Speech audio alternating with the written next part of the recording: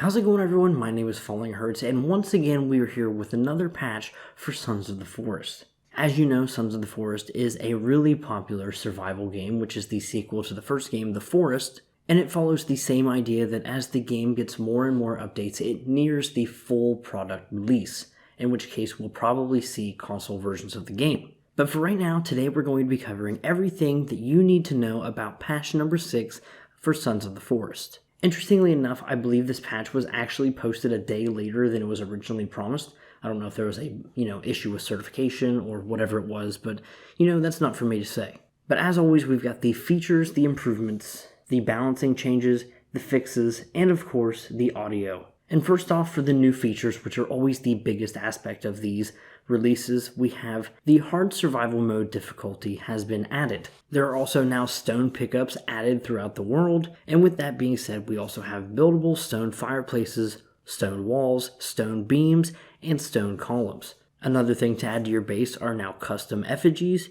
and then of course the advanced log sled can now hold logs, rocks, stones, sticks, and bones. So they've really added it to where it can hold all of these resources rather than just the logs. But that's it for features. This is a good list. I think this is really going to help with base building in the long run.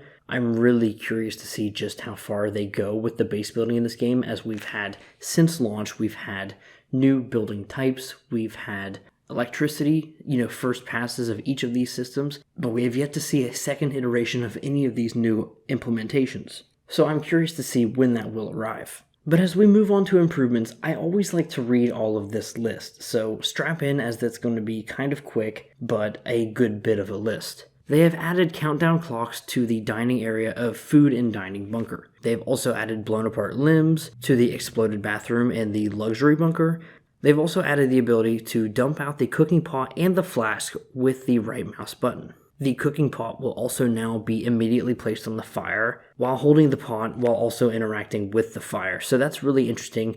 A lot of quality of life changes added to the new cooking system. And another thing, if a fire is broken while the pot is cooking, the pot's contents will reset back to water. The recipe is retained if the pot was done cooking when the fire is destroyed. They have also added some water movement to the pot when it's not boiling. They've also added some visual and audio improvements to steady water drip effects within the caves, improvements and fixes to the lava sound and visuals as well. So a lot of liquidy things have been fixed in this update.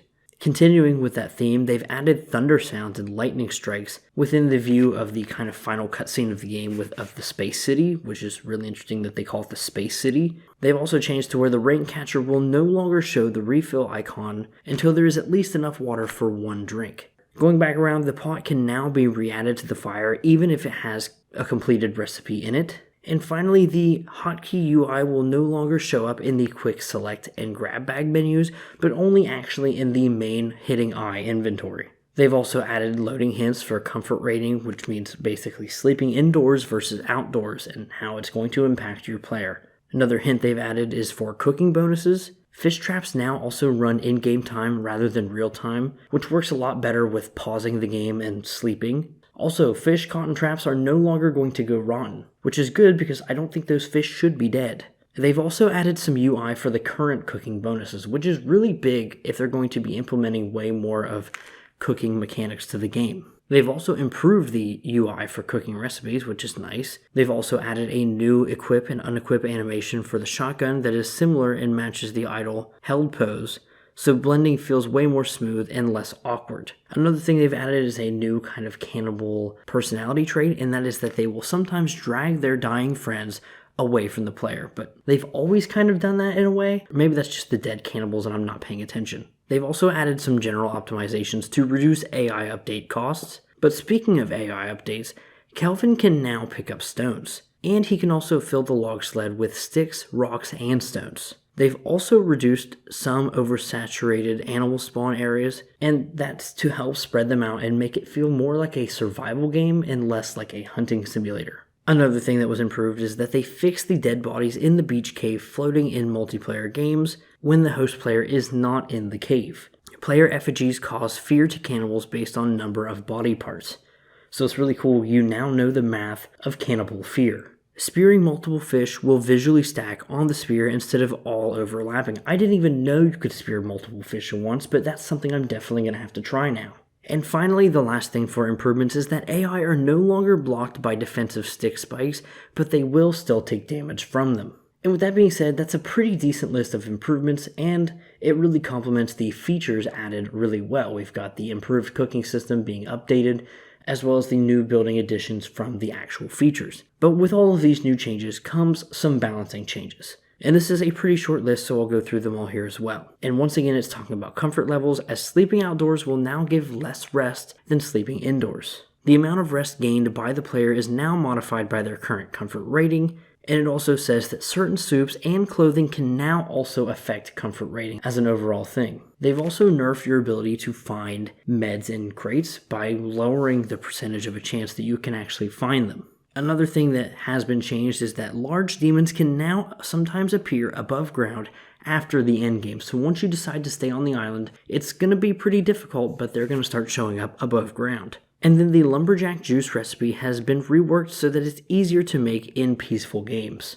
And then once again, of course, another balancing change is that you can just straight up choose the hard survival to start difficulty. And if you're unsure of what exactly hard survival is, it basically is reduced food spawns in crates, and also any items that you open in crates or things like that are no longer going to respawn. They've also lowered the fish and animal spawns throughout the entire world, and decreased the target health and stamina regen speeds while in cold. And finally, they've also increased the penalty for raw and rotten meat. So overall, this seems like a really good game mode. If you found any issues with some of the things that are in this, like the respawning, stuff taking you out of the immersion, which was something I mentioned in my review. But finally, this doesn't seem like anything now that we've covered survival mode, which I'm really excited about, is that the cooking buff durations have been changed from 8 hours only down to 4 hours in game. But moving on to the fixes, as I usually do with these videos, I don't go over everything in these fixes as it's usually the longest and most exhaustive list. And honestly, there's nothing crazy to write home about here. Some adjustment to visuals and some post-processing effects for certain instances,